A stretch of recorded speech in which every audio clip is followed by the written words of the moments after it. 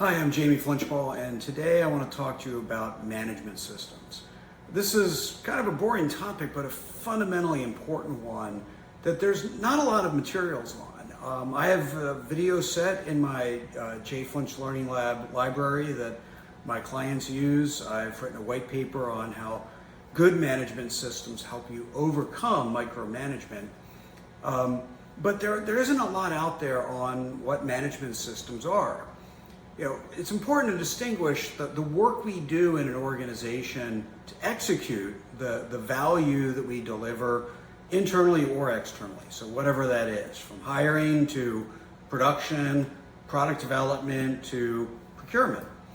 That's the work we do to execute our value proposition.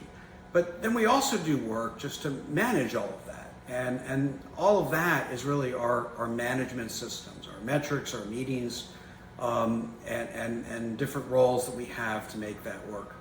Now, it's a sort of a fuzzy line between those two. I think efforts to really harshly discern one from the other. There's some work that's very clearly execute the work. Some work is very clearly part of the management systems, but they blend, they overlap, they integrate as within the work itself, and so don't worry about where that line is. Because there's not a lot written about it or taught about it. People ask me about what books can I read, where can I learn more, and I don't really have a lot of good answers. But there is a book that's been out. It's an older book. It's from the 90s, I believe. Integrated Management Systems. So Integrated Management Systems was written by Thomas Lee, Shoji Chiba. Thomas Lee ran the Center for Quality Management. Shoji Chiba did a lot of work in TQM, was one of my instructors at MIT. And I learned a lot from Shoji Chiba. I considered him really, really insightful.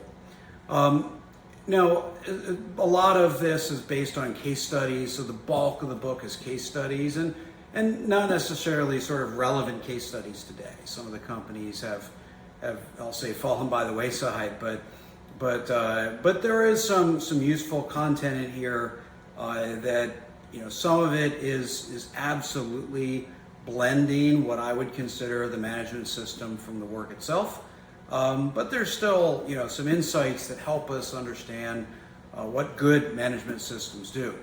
It starts with two theories that the book outlines. Theory one is the systems view. And the key of this is that it doesn't just matter how one element of your organization is doing.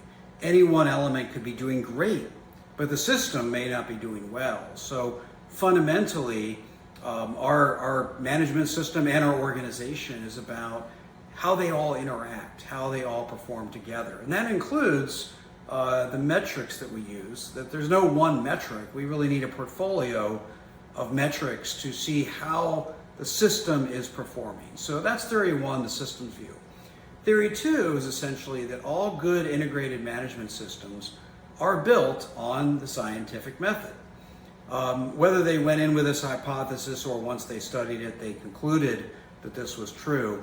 But whether you call it PDSA, Plan, Do, Study, Act, or TQM, or TPS, or lean thinking, that underneath good management systems, there is the scientific method that we continue to improve, we continue to study, we continue to experiment, and that our management system evolves as we learn, as we improve, as the needs change. They do also outline 5 key practices. I won't go into this a lot because each one of them is probably pretty well documented and communicated. But they start with seek continuous improvement, something that today perhaps most organizations take for granted, but as early or late as the 1990s, it wasn't that obvious that this needed to be part of an organizational success. Number 2, pursue and integrate outside information. Obviously a lot easier today with the expansion of access to information and learning through video and all sorts of other methods, but there's still plenty of organizations out there where where they didn't design it this way, they act quite insular and they don't really reach out beyond their boundaries to pursue and integrate or apply outside information. Third, cultivate and utilize ideas from everyone. Right? So that's one of the key practices that they believe is essential for organizational success. Four, create infrastructure to support the vision. What's our vision? How do we build the infrastructure, including the management system, to help bring that to fruition? And five, engage in mutual learning across boundaries, whatever that might be. I would say, or restate that as become a learning organization. So, as I work with leaders and organizations on their management systems, again, not a very exciting topic, but an essential one to get right. There's not a lot out there on this topic, but integrated management systems, a bit dated, but absolutely still relevant for understanding how management systems help drive your organizational success on a sustained basis, and that's the key. So happy reading, happy learning, and good luck.